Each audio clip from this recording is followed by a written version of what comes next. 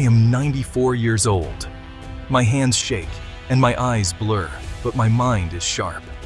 I see time differently now, like sand slipping through a cracked hourglass. When my grandson, Michael, sat beside me last week, his shoulders drooped under invisible weight. He spoke of dreams he had shelved, of traveling, writing, chasing the wild things that once called to him. Instead, he told me, he worked at a job he didn't love. For his family, he said, for their security, for their dreams. I watched his eyes, so much like mine once were, bright, restless, with a shadow behind them. I felt an ache, not just for him, but for the years, decades really, I had traded away. I wanted to tell him what no one told me, the hardest truth I've learned in 94 years. The lesson that shakes me awake some nights, wishing I could go back and live differently. I cleared my throat. Michael, I said, there's something you must know before it's too late. You think you're doing right by everyone, that by trusting your family, you're choosing the best path. But the world is not that simple.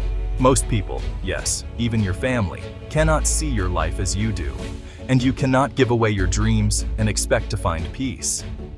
We sat in silence, the old clock ticking, a small moment stretched across generations. I realized with a pang that my time to warn him was running out, and so I began my confession, the kind that takes a lifetime to understand. All my life, people told me to trust my family above all else. Blood is thicker than water, they said. Your family knows what's best for you. It sounds comforting, doesn't it? The idea that if you only listen, if you just follow the path they lay out, you'll be safe. But that is the dangerous lie. I lived most of my life believing it. When you are young, you are hungry for direction. You want to please your parents. You want to avoid mistakes, so you trust their words. But there is a trap in this. When you let others, no matter how well-meaning, decide for you, you lose yourself. You forget what your own voice sounds like. You wake up one day and realize you are a stranger in your own skin. It took me decades to see this. I watched friends make choices that broke them. I watched relatives who loved me push me toward things that made me miserable. They were not cruel. They simply believed their map of the world was the only one. In trusting them completely, I lost my way. This is the lie I wish I had uncovered earlier. Trusting others to chart your course may spare you pain, but it also robs you of the thrill and the responsibility of living your own life. Let me tell you a story. When I was 20, I wanted to be a painter. I loved the smell of oil paint, the way colors sang on canvas. I dreamed of studying in Paris. My father shook his head, his voice gentle but firm. Art is no way to make a living, he said. You'll starve. Be practical. My mother agreed. We only want what's best for you. So I listened. I put away my brushes. I studied engineering, just as they wished. I married, raised a family, paid the bills, became successful in the eyes of everyone who mattered. But each year, something inside me withered. My dreams became ghosts that visited me at night, whispering what could have been. I cannot blame my parents for wanting security for me. They grew up during hard times. Fear guided them more than hope. But by trusting their fears over my own longing, I built a life that felt safe but empty. I am grateful for my family, yes, but I mourn the artist I might have been. Now, as I speak to my grandson, I feel the weight of those lost canvases. Not a day passes that I don't wonder what colors I might have brought into the world had I trusted myself a little more. Here is the truth about advice, especially from those who love you most. It is rooted in their own wounds as much as their love. My parents wanted safety for me because they never had it. They saw the world as dangerous, full of risk and loss. Their advice was a shield for themselves, more than a map for me. When family guides you, they often see only what they fear might happen, not what you could become if you dared to try. They remember their failures and want to spare you the same pain, but they cannot see into your heart. They do not know the fire that burns there, waiting to be let loose.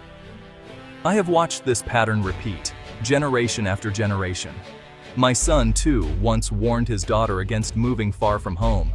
He could not imagine a life where she was out of reach. But her world is not his.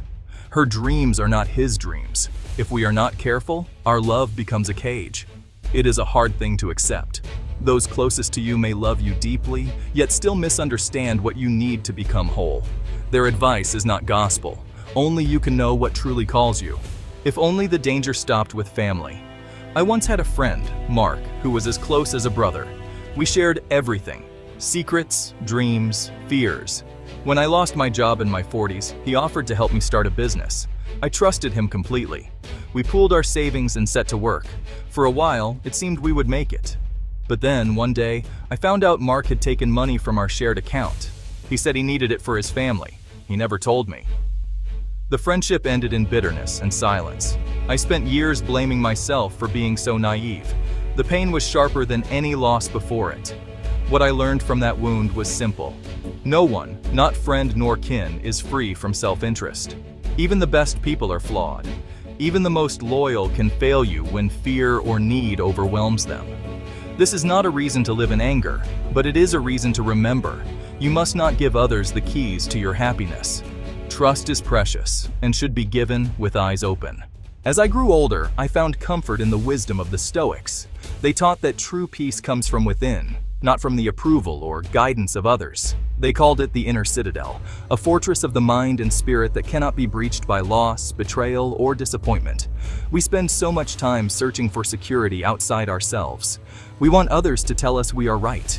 We want their blessing before we take a risk. But what if you trusted yourself more than anyone else? What if your happiness, your sense of purpose, rested in the one place no one could take from you, your own heart? I wish I had built my citadel sooner. I wish I had learned to listen to my own longing, to accept that storms will come, but that I am strong enough to weather them. The world is unpredictable.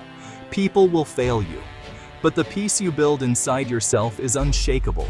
Let me be clear. To trust no one with your life's direction is not to stop loving them. I love my family. I cherish my friends, even those who have hurt me. But love does not mean surrendering your will. Real love accepts imperfection. It forgives, but it does not hand over the keys to your soul. Forgive those who tried to guide you from their own fears. Forgive those who betrayed you in weak moments. Let go of anger. It poisons the heart. But do not give up your right to decide for yourself. Only you know what brings you alive. Only you can choose the path you will not regret. Time is short. The clock runs down for all of us. If you want a life that feels true, you must be brave enough to trust yourself above all. Stand in your own light. Build your inner strength. Forgive, love, and walk forward, knowing that the only compass you can truly rely on is your own.